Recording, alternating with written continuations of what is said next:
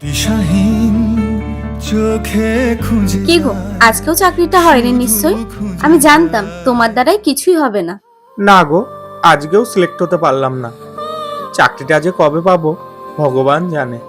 কেন যে মা বাবার কথা না শুনে তোমার মতো একটা বেকার ছেলেকে বিয়ে করেছিলাম, আমার জীবনটা পুরো নষ্টই হয়ে গেল। এসো হ্যাঁ, এখন তো তুমি সব দোষ আমাকে দেবেই।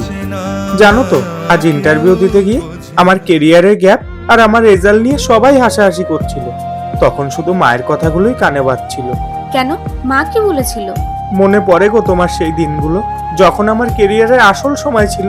পরীক্ষার আগের দিনও তুমি আমাকে ঘন্টার পর ঘন্টা ফোনে বেঁধে রেখেছিলে। লাগে না তোমার ছোট্ট ছোট্ট অভিমানগুলো মেটাতে আমি কত ইন্টারভিউ দিতে যাইনি, পড়া ফেলে তোমার পেছনে দৌড়েছি।